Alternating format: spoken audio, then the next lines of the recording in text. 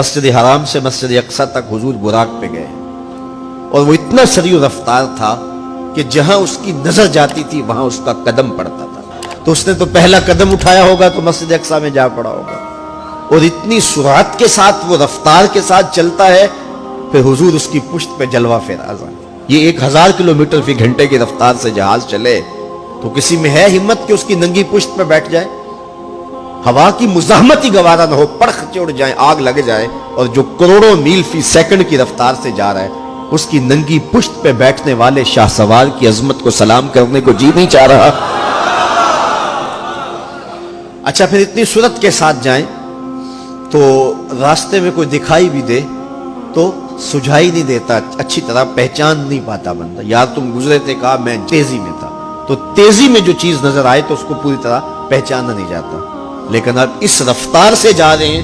لیکن معرفت کا عالم کیا ہے کہ میں حضرت موسیٰ کی قبر کے قریب سے گزرا، میں نے دیکھا وہ قبر میں کھڑے ہو کے نماز پڑھ رہے ہیں. اور حضور ابھی وہاں پہنچتے ہیں مسجد اقصی میں تو حضرت موسیٰ علیہ السلام پہلے وہاں موجود تھے.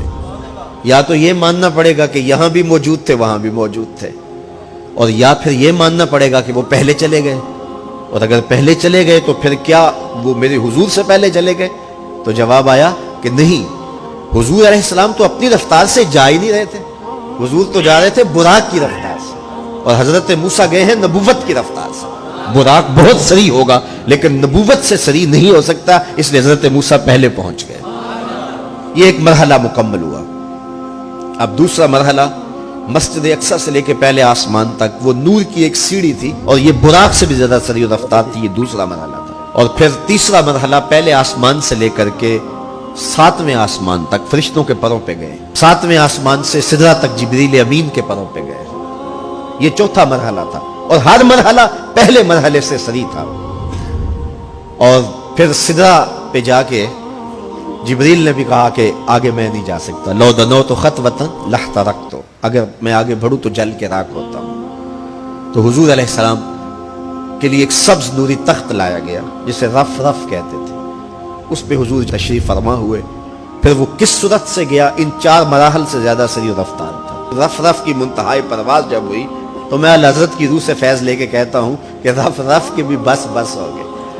اب یہ 5 مراحل اپنی انتہا کو پہنچے. اب یہ حضور کی ذاتی رفتار نہیں تھی، ذاتی رفتار اب شروع ہونے لگی. اللہ اکبر. پھر آواز آئی ادن منی یا احمد، پیارے رک کیوں گئے ہو، آگے آؤ. اللہ اکبر. اور حضور پھر اعلی حضرت فرماتے ہیں کہ ڈرتے جھجکتے آگے بڑھے. کیوں؟ جلال و ہیبت کا سامنا تھا، جمال و رحمت ابھارتے تھے. عبد تھے نا، معبود کے حضور حاضر ہو رہے تھے تو جلال و ہیبت کا سامنا تھا، جمال و رحمت ابھارتے تھے. آواز آئی محبوب آگے بڑھیے. حضور نے ایک قدم اٹھایا. اب پھر فاصلہ کتنا طے ہوا ایک قدم میں؟ مسجد حرام سے لے کے مسجد اقصی تک براق نے جتنا فاصلہ طے کیا، مسجد اقصی سے لے کر پہلے آسمان تک نور کی سیڑھی نے جتنا فاصلہ طے کیا، اور پہلے آسمان سے 7ویں آسمان تک اور پھر وہاں سے سدرہ تک جبریل اور فرشتوں نے جو فاصلے طے کیے، پھر اس کے بعد رف رف جہاں تک گیا. ٹوٹل ان 5 مراحل میں جتنے فاصلے طے ہوئے حضور کے ایک قدم اٹھنے سے اتنے فاصلے طے ہو گئے. اب یہ رفتار تھی میرے حضور کی. پھر ہر قدم میں اتنا فاصلہ طے ہوتا جتنا پیچھے ٹوٹل قدموں سمیت فاصلہ طے ہو چکا ہوتا. اب کوئی حساب کر کے تو دکھائے.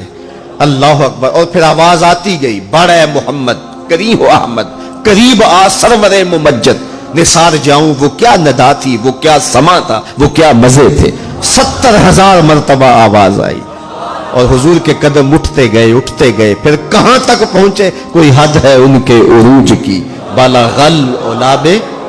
اور اس کو میرے رب نے سفر نہیں کہا یہ ابھی میرے نبی کی سیر ہے. کیا سمجھو گے میرے رسول کو؟